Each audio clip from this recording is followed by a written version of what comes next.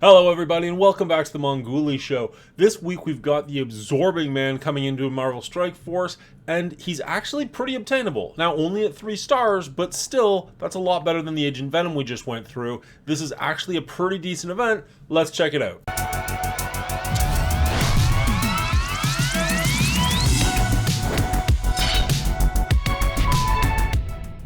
So this week's blog post is called Absorbing Evil.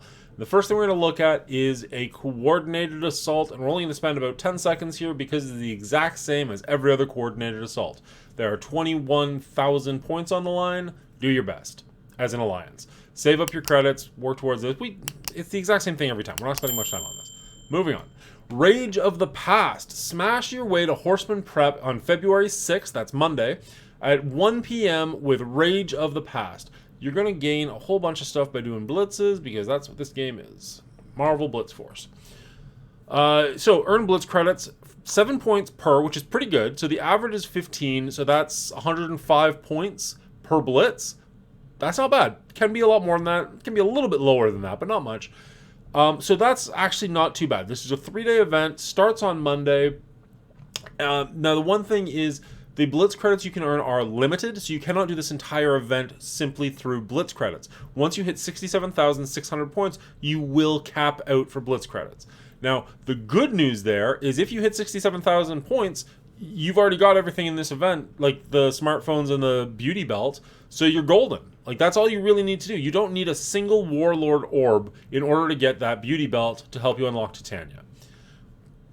Great news. Now, the thing is, you're going to get some of those orb fragments anyways, which means you're going to just blow this event away, I would assume, if you only care about getting the beauty belt. If that is your end goal, you can do that with blitz rotations, and you only need to do about 4 blitz rotations a day, which is actually really nice. Like, that's not bad. I know nobody really likes to blitz. We're all bored of it, but there are some events where you have to blitz like 6 to 8 times a day, and that's just soul-crushing.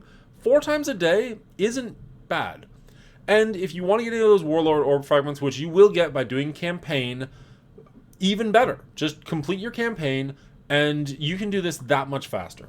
So basically, if you get all of your smartphones and the beauty belt, you're going to get 30,650 points towards Titania, which is pretty good because this is super attainable. If you do want to work your way down and get all the way to 140, you are going to need an additional 72,300 points entirely through those orb fragments, which are through campaign. I don't know exactly how many they're giving out per campaign, but I'm guessing that's a lot. Now, they did just give us 1,000 credits or energy towards campaign nodes, so save those till Monday. Just save up all weekend. Don't do a single campaign all weekend if you can help it. And then on Monday, once this event starts, go to town. That's going to be worth a bunch of points. I think this is a really easy obtainable event. I'm here for it. There are also gold orbs in this event. Starts Monday, though, so I guess the other event will be done by then, so the gold orbs don't matter as much, other than just restocking your supplies if you, like me, burnt through them all for the Alliance event. We also have Crusher of Heroes, and this is the one where you're actually going to get Crusher Creel, or the Absorbing Man. And, again, it's pretty doable. So you can see there are 180 Absorbing Man shards on the line, which means you can get a 4-star Absorbing Man from this, but it's not going to be easy. But getting a 3-star, so unlocking him, is super easy. Like, I think this is actually a very doable event. Let's take a look. And what we're going to see is that you have to complete a raid battle for 1,500 points, a war battle for 2,000 points. Neither of those are wins. Just play them. I mean, please try to win, but all you have to do is play. For 2,000 points, or you can spend a power core for 5 points. Not bad. So the thing is, it's a 4-day event. So you're only going to get 2 wars and maybe 4 raids out of that. But if you actually break down the numbers, there is a raid reward limit and a war reward limit, which means you can only do so much of either one. I did the math, and you're only going to be able to do 17 raids that'll count, and 14 war attacks that are going to count. 14 war attacks over 2 wars is less than you should be doing anyways, so that's fine. And over 4 days, 17 raids is nothing. Like, you can easily do 10 a day, assuming your alliance is raiding at all. So 2 days and you're done. And if you do both of those things, you're going to get 53,500 points, which is more than you need for the cosmetic case. It's not quite what you need for the next one down, but that's it. You haven't spent a single power core, and you've got this entire event done. You've unlocked Absorbing Man. You're feeling pretty good about yourself, and you've got 42,650 points towards Titania.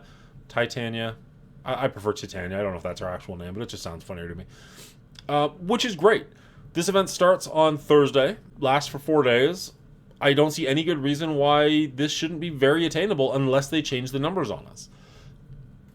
I think it's great. You're also going to get a bunch of silver promotion credits. You'll get a couple of dark promotional credits, which are great. I don't know. Like, it's a blitz. It's not a blitz event, which is better. It's an easy event, which is good. Like, this is all just win. Now, yes, you're only going to get a 3-star, most likely. Maybe some of us will get a 4-star, and congratulations to those who do. But you're still unlocking the character. And they have said that this team is required for a legendary character coming down the line. So, making all these characters easily obtainable is great. Like, that's a really good thing if you're going to need them for a legendary. Hopefully you don't need to have a 4-star for the legendary. That would really suck. But this just seems good to me. I don't know. Call me crazy. Now, if you do want to get down and unlock the Absorbing Man, you will need to hit the bottom of the milestone, which means you will have to spend, I did the math, I think it's 8,100 cores, which, let's just take a quick gander. I think I left it up somewhere. No, I did not. Okay, so let's just do this real quick. Oh, here it is. Yeah, so if you take a look, you can spend $140 Canadian to get 8,600. So, I don't know, take like $12 away from that. You're spending $127 to get Absorbing Man. That doesn't seem worth it to me. But I mean, hey, if that's what you want to do, spend your money, go for it. I'm not going to do it, but that's the math on how you can do it. Give me 1 second to hang out with my kid.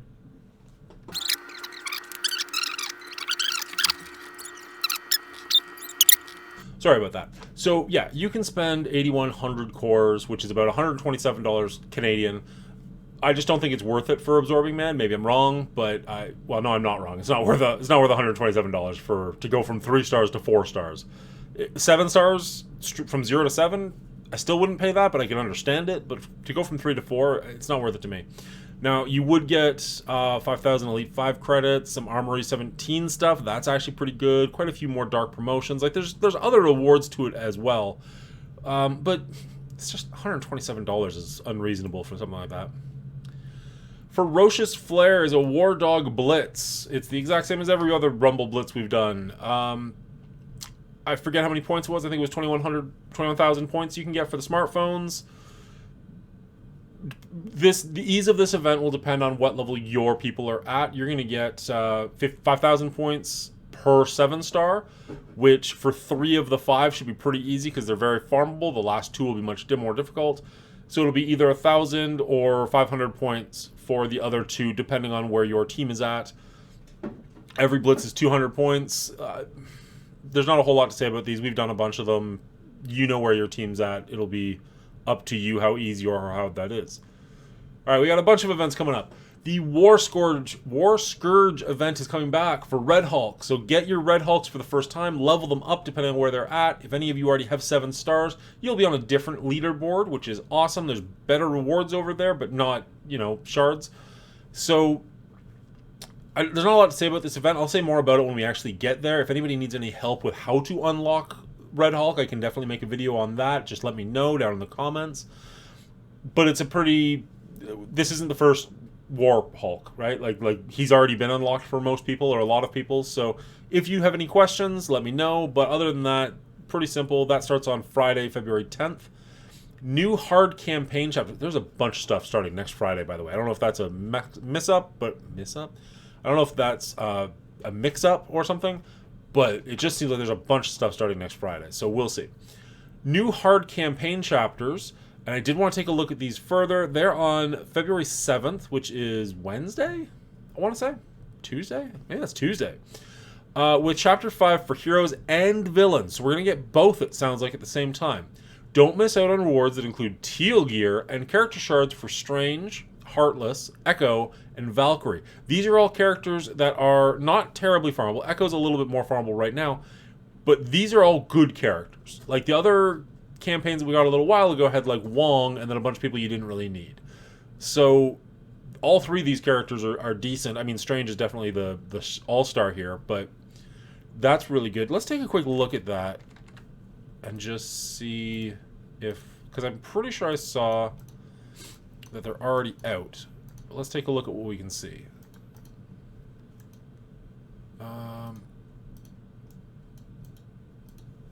There we go. So there's our Echo.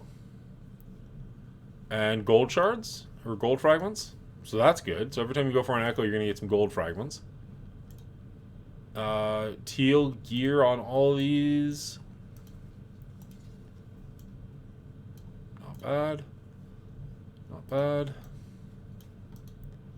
And then there's Valkyrie with not too much going on there. Interesting how we're back to golds when it got harder. That's weird. Why are they gold now? Okay, there's some good things. Armory 17 orb fragments. That's a great thing to be able to farm. That's a great thing to be able to farm. Thank you. More T17. Yeah, more T17. And that one I'm always struggling to get a bunch of, so that's fantastic. This is great. The augmented shot of Ichor. All these are good characters. 3 of them you're going to need for Apocalypse. Nice to have that farmable finally. And there's Dazzler. I like that. I like to be able to farm Dazzler. I don't have her 7-starred yet. I don't even have her 5-starred yet. So that's great. So those are all looking really good. What we got going down here? More mutant stuff. More T7. No, that's T16. Oh, so the villains are worse. Okay, fair enough. All good stuff. T16. I'm not even disappointed with being T16. I'm just happy to see that there's T17s too. There's Doctor Strange. So whenever this one unlocks, there's your Doctor Strange. Although I am quite a bit excited for Dazzler now that I know that she's coming. Back to golds on the 7. That's really weird. Or on 6, I guess. 6. That's a good one. Need that for a bunch of stuff. I'm always low on that. We're going to get more Armory 17. There's Nico. Haven't even leveled her up when I can. Ooh, and Vivision. Okay. So, like, I'm really excited. These are good characters that are actually bringing out, for the most part. There's at least 3 of them that I want to farm actively. So that's fantastic news. And a couple of them that weren't farmable before, which is always good. So that's actually a pretty sweet addition, and I'm looking forward to that, and I hope we do get all of that on February 7th. I will, I mean, the last 2 chapters we got for Heroes and Villains were both very simple. I just autoed my way right through them. I wouldn't mind this being a bit more of a challenge. It's nice to have a bit of a game in your game, but at the same time, I just want all these rewards. So, like, if they just give them to me for autoing, then okay, so be it. Mojo's Mayhem is switching up. Now, they're going to start doing this every 2 weeks instead of a month. Negative to that is you can still earn everything in 2 weeks. So they changed what you need to do so you can get all the rewards faster, which is good. However, the price point for buying it so far is still $27 Canadian if you want that paid level. And now you're doing it twice a week, which means you're spending over $50 a month if you want to keep up with this. Now, you're getting twice as many rewards, but I just don't see it. Like, they're raising the cost of everything in this game, and I just don't see people in droves coming out and being like, yes, please take more of my money. That's exactly what I was hoping for. That's what this game was missing, is me paying more. So we'll see. Character availability. We're going to get the US Agent in the Basic, Ultimus, Mega, and Premium Orbs, as well as the Supply Store, and we're replacing Deathpool in the Mega Orb. A little bit sad because they just announced that we actually need Deathpool, and I think that the US Agent, that Rebirth team, is actually pretty skippable. So, like, I don't have a 7-star Deathpool, and Mega Orb maybe would have gotten me closer, but so be it. It's always nice to get newer things in those packages. I'm surprised they're using Deathpool because I feel like she's not a new character by any stretch of the imagination, but, like, I'm shocked that that's where we're at. Like, that's where the cutoff is as the ball keeps rolling forward. I don't know what I'm saying, but I think it makes sense. Elite Store updates. You'll see me able to add more power to Agent Venoms. The agent enters the Elite Store, so you can use credits to unlock him. Free Claim Friday. Unfortunately, this is already Saturday, so, I mean, you should just know, even if you wait to hear your updates from me or from Boylon or Mr. Hartgrave or Dorky Dad or Valley Flying, whoever you hear your updates from, please be me. Regardless of all that, always check your store every day. Every single day there is stuff in there for you, whether it's just Mr. Negative Shards or stuff towards the main event, or if it's a Friday and they're giving you free crap, openly accept all that crap. Just take everything they're giving, and just take it. You shouldn't need me to tell you what's in the free Friday claim. Just do it. Just come on Fridays, come on Mondays, come on Wednesdays, grab your stuff. As far as weekly events, we're going to have a Cloak Blitz starting Monday, as well as Omega Red comes back, and I'm pissed because I thought I was ready to get my 7-star Omega Red the next time he came around, and I didn't read the requirements properly, so my Winter Soldier is not at ISO 8 level 5 yet. I don't know that he's going to make it in time, and that bugs me, because Omega Red is, I think, the only legendary from the old system that I don't have fully maxed out at 7 stars. I thought this was going to be my chance, and now I'm kind of like, oh, I should have paid more attention. Quick Rumble Blitz with the War Dogs. We know about that. That's next Friday. Nowhere Heist, also Friday. And Relic Hunt, also Friday. As I said, Friday's going to be a busy day. And that's it. That's the weekly update. Now, this is the 3rd video that I managed to put out this week, and that is awesome. I'm hoping to get more content made and out. I'd love to get... Marvel Strike Force continues to be one of my biggest draws to this channel, which is awesome. But I just don't know that I've got that much to say about this game, so it's one of those, like, oh, I'm so glad this is bringing in a bunch of people, but also, like, what do you want me to talk about? Like, I kind of need some ideas, because I don't want to just do the very basic, like, look, here's me playing Cosmic Crucible. Here's me playing Arena. Like, those... Cosmic Crucible is one of my favorite game modes, and I still don't feel like it's interesting content to watch. Now, that being said, I have never been a person who enjoys watching other people play a game. I would rather play the game myself. I love channels like this that give me the news, so I can be, like, driving and listening to what is happening in the game that I love. That's fantastic. But as far as just sitting and watching somebody play a battle, that does nothing for me. So it's hard for me to want to make that content because it bores me to watch it, so I have to assume it would bore other people to watch it. And yet Twitch exists and people love it. So clearly I'm just not wired the same way as some other people. So if that's something you want me to make, if you are like, no, I want to see how you play Cosmic Crucible, how can I get better at Cosmic Crucible, let me know. I will gladly make videos about that if there's an audience for it.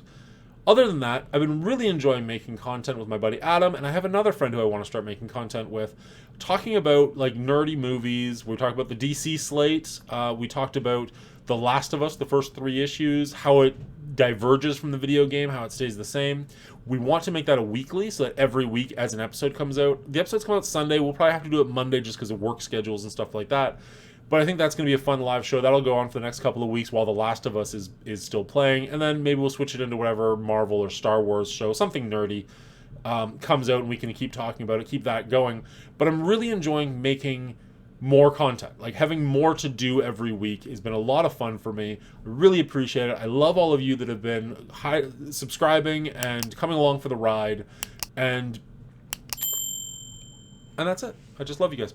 Appreciate this. This is a fun outlet for me. It's a fun side project, and I'm enjoying that it is growing. It's growing a little slow, and that's totally reasonable because who am I, right? But yeah, let's just continue to grow the channel. Let's keep it going. Let's keep this community going. If you want, I never talk about this because I never remember about it, but I do have a Discord. It is very small, but I would love to grow that Discord. The link is in the comment section below, or the description below. Come check us out, say hi, tell me who you are and where you're from, and we'll start building that community too. Love you guys, have a great week, and good luck to you.